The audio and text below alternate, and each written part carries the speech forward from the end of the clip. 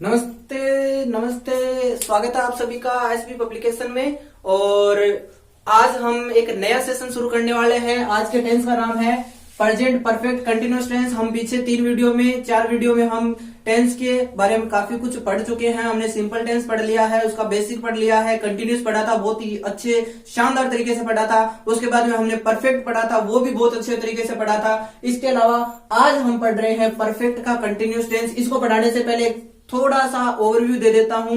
वही बात है, डू डज कौन से में सिंपल टेंस में आता है और मेन वर्ब की फर्स्ट फॉर्म या फर्स्ट फॉर्म में एस आता है। ये हुई सिंपल की बात। सिंपल में बहुत सारे नियम बताए थे, 6 नियम बताए थे मैंने। 6 नियम नहीं, सिर्फ 6 लाइनें बताई थी। मॉडल आ जाए, first form had would rather late आ जाए, तब हम फर्स्ट फॉर्म भरते हैं। इसके अलावा हमारे आदतन सत्य होता है, उसके अंदर भी हम फर्स्ट फॉर्म का प्रयोग करते हैं। यानी 3 वर्ब है, 3 नियम है, उनके अंदर हम फर्स्ट फॉर्म का प्रयोग करते हैं। उसके अलावा हमने पढ़ा था कि सार्वभौमिक सत्य आ जाए तो उसमें फर्स्ट फॉर्म निश्चित समय सारणी के अनुसार दिया गया होता है। माफ करना, सार्वभौमिक सत्य आ जाए तो उसके अंदर प्रेजेंट सिंपल टेंस भरा जाता है।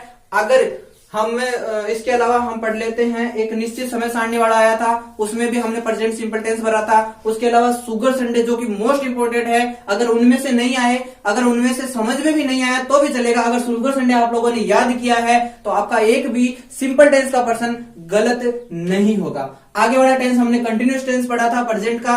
उसके अंदर हमने नॉर्मल बेसिक नियम पढ़ा था कि at this time, at present, at moment, now, now days, these days, today दिया गया होता है। यानी उनमें से कोई भी एक वर्ड दिया गया होता है, कंटिन्यूअस टेंस भर देते हैं। कंटिन्यूअस टेंस में होता क्या है, इसके अंदर होता है is, are, am, first form में आईएनजी। एक छोटा सा और भी बताया था मैंने कि विस्मयादिबोधक शब्द आ जाए, कहने का मतलब किसी शब्द के सामने विस्मयादिबोधक चिन्ह लग जाए, तब हमने क्या उसको मतलब उस वाक्य में भी क्या भरा जाता है, कंटिन्यूअस टेंस भरा जाता है। जैसे ही हम आगे बढ़े थे परफेक्ट टेंस में, तो परफेक्ट टेंस में वही हैज प्लस थर्ड फॉर्म पढ़ा था।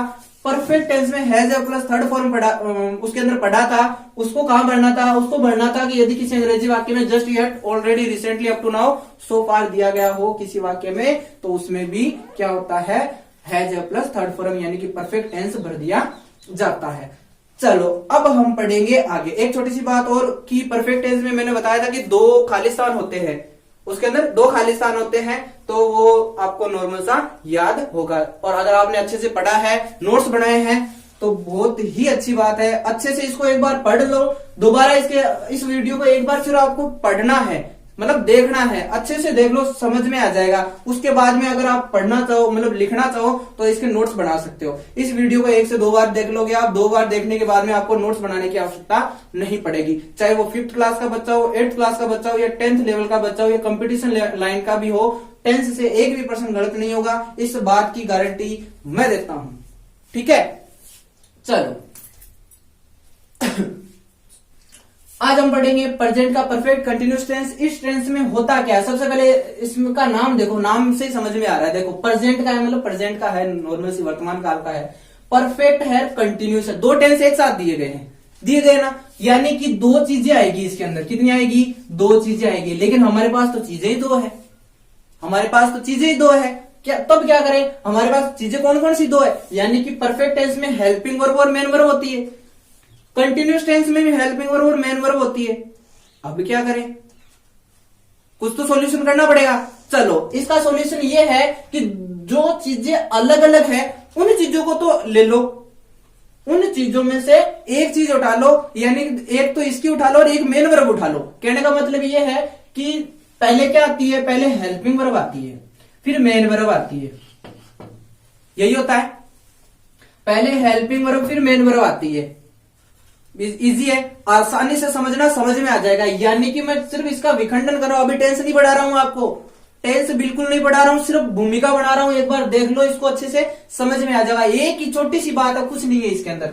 हेल्पिंग वर्ब है, मेन वर्ब है, मैं आपको इस तरह से बता रहा हूं कि आप इसको भूलो नहीं वापस। Perfect tense, continuous tense, perfect tense, continuous tense, पहले हेल्पिंग वर्ब फिर मेन वर्ब। नॉर्मल सी बात है, हर वाक्य में पहले हेल्पिंग वर्ब और मेन वर्ब बाद में आती है। अब चलो, यानी कि क्या करेंगे, परफेक्ट टेंस में से तो क्या उठा लेंगे, हेल्पिंग वर्ब उठा लेंगे। यानी कि परफेक्ट टेंस में क्या आता है, परफेक्ट टेंस में आता है हैज और हैव। कंटिन्यूअस टेंस में से क्या उठाएंगे, मेन वर्ब। तो कंटिन्यूअस टेंस में मेन वर्ब क्या आती है, फर्स्ट फॉर्म में क्या आती है, आईएनजी आती है। इतना समझ में आया। देखो आगे, हैज, हैव और हैड, हमेशा याद रखना हैज, हैव और हैड ये तीन ऐसी फॉर्म होती है जो केवल और केवल थर्ड फॉर्म के साथ में आती है। I repeat, has, have, had तीनों ऐसी सहायक क्रिया होती है जिनका प्रयोग केवल थर्ड फॉर्म के साथ होता है। अरे बाप रे, यहां तो संतुलन बिगड़ गया। अब क्या करें, अब क्या करें? मारवाड़ी में एक कहावत है कि कोई जिको ठालो है बिन उठा लो। मारवाड़ी नॉर्मल अपना देहाती भाषा में बोलेगा कोई वेलो है बिन उठा लो। वेलो आदमी कौन है? बी, वो है बिना दणिया को। इक माइन काई है, इसका अर्थ होता है होना। ऐसा काम, कोई भी काम ले लो, जो हो रहा है वो भी होना है, जो नहीं हो रहा है वो नहीं होने का तो काम कर रहा है, भाई वही बात है। बी का अर्थ होता है होना, इसकी सेकंड फॉर्म होती है बीन और इसकी थर्ड फॉर्म भी बीन होती है। हम इसमें क्या लगा देंगे? इसकी थर्ड फॉर्म लगा देंगे been. Sir ji okay, been इसकी सेकंड फॉर्म होती है, बीन इसकी थर्ड फॉर्म होती है, लेकिन आपने तो बीन लगाई है। हाँ, मैंने थर्ड फॉर्म लगाई है। अब आप लोगों के दिमाग में ये उपज रहा होगा कि इसकी सेकंड फॉर्म भी यही होती है, थर्ड फॉर्म भी यही होती है, लेकिन इसका पता कैसे चला कि ये थर्ड फॉर्म है, सेकंड फॉर्म नहीं है? तो दोस्तों थोड़ा सा कॉमन सेंस इस्तेमाल करो, ये थर्ड फॉर्म है। मैंने अभी बताया हैज, हैव और हैड के साथ में थर्ड फॉर्म ही आती है, दूसरी नहीं आती है। हैज, हैव के साथ में ये थर्ड फॉर्म हुई नहीं हुई, यानी कि बीन के साथ में हैज, हैव दिया गया है, हैज या हैव दिया गया है, तो ये थर्ड फॉर्म हुई नहीं या नहीं हो गई, यानी कि इसका काम तो हो गया क्या? परफेक्ट वाला तो पूरा हो गया, परफेक्ट एकदम परफेक्ट है। इसकी कंटिन्यूस टेंस में आईएनजी आ गया। बस इतने से काम था, इतना सा ही इसकी भूमिका थी। चलो, यानी कि मैंने क्या बताया? मैंने कुछ नहीं बताया आपको, इतनी देर मैंने सिर्फ आपका दिमाग खाया, कुछ नहीं किया। मैंने क्या बताया?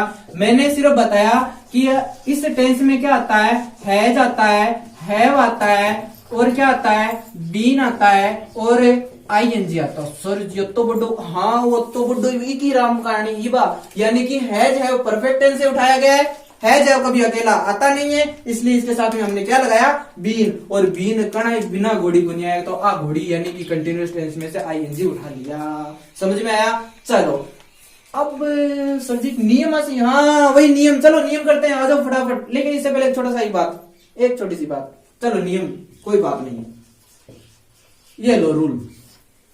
रूल क्या कहता है? रूल ये कहता है कि अंग्रेजी का, किसका? अंग्रेजी का एक ही वाक्य हो, ओ भाई एक ही वाक्य हो। अच्छा, अंग्रेजी का एक वाक्य मतलब उसमें एक सब्जेक्ट, एक वर्ब और एक ऑब्जेक्ट होनी चाहिए। सर जी वो दिमाग है, कौन खाए? देखो एक बार, सब्जेक्ट, वर्ब, ऑब्जेक्ट इसको भूल जाओ, नहीं याद रहता तो छोड़ो। अंग्रेजी का एक ही वाक्य हो, उसके साथ में क्या होना चाहिए? उसके बाद साथ में सिंस, फॉर प्लस टाइम। क्या भाई बात समझ में? यानी कि रूल ये कहता है अंग्रेजी का एक ही वाक्य हो, एक ही वाक्य होना चाहिए और उस वाक्य में सिंस या फॉर में से कोई एक दिया गया हो, टाइम दिया गया हो। वाक्य में कौन सा टेंस भरा जाता है?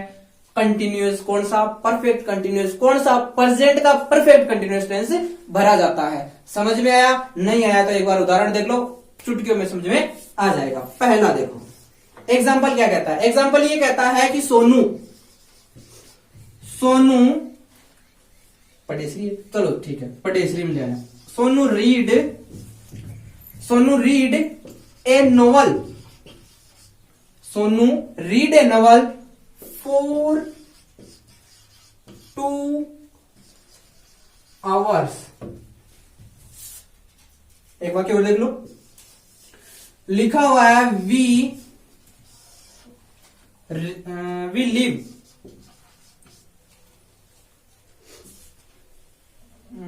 हाँ we live at station, we live at station since Monday, MONDAY। चलो देखो वाक्य में क्या दिया गया है? कुछ नहीं दिया गया है, दिमाग खाया गया है, कुछ नहीं है। वाक्य वही नियम याद रखो, अंग्रेजी का एक ही वाक्य हो, सिंस फॉर प्लस टाइम दिया गया। अंग्रेजी का एक ही वाक्य हो, सिंस फॉर प्लस टाइम दिया गया हो। और लो मार्कर कर दियो बंद, अपने आप कर लेना इसको। हो गया, कुछ नहीं करना है। अंग्रेजी का एक ही वाक्य हो, सिंस फॉर टाइम दिया गया हो। समझाऊं? चलो देख लो एक बार। लिखा गया है सोनू, कोई मतलब नहीं है, ऐसा ही है। सोनू रीड, उससे भी कोई मतलब नहीं है। देखो वापस, अंग्रेजी का एक ही वाक्य, एक वाक्य का कैसे पता चलेगा? एक आदमी एक काम को करता है, वो एक वाक्य होता है। यानी कि सोनू पढ़ने का काम कर रहा है, एक नवल, एक बार में एक ही काम कर रहा है। क्या कर रहा है? सोनू रीड, सोनू पढ़ रहा है, यानी एक सब्जेक्ट, एक वर्ब, रीड वर्ब है ना, और एक नॉवल, यानी हो गया ऑब्जेक्ट। सब जिसमें SVO नियम लागू हो जाए। चलो इतना तो समझ में आया, यानी एक ही वाक्य है, एक ही वाक्य, ये समझ में आ गया। इसके बाद में क्या कहा गया? इसके बाद में कहा गया कि सिंस फॉर में से कोई एक दिया गया हो, देखो बीच में स्लेस लगा हुआ है, यानी इन दोनों में से कोई एक। सिंस फॉर के साथ में टाइम दिया गया होना चाहिए। ये देखो दोस्तों, इसमें क्या दिया गया है? टाइम दिया गया है। क्या दिया गया है? टाइम। देखो 2 आवर्स दिया गया है ना। सिंस फॉर के साथ में टाइम दिया गया है, वाक्य प्रेजेंट परफेक्ट कंटिन्यूअस टेंस का हो गया। फिर से देखो, Sonu read A novel for, since for plus time दिया गया है, कुछ नहीं सोचना है। जिसमें सिंस फॉर प्लस टाइम दिया गया होता है वो कौन सा होता है? Perfect continuous tense. माफ करना दोस्तों, वीडियो पूरा हो गया था लेकिन बीच में बंद हो गया था, जिसकी वजह से शूट नहीं हुआ। एक बार इसको थोड़ा सा फिर से बता देता हूँ।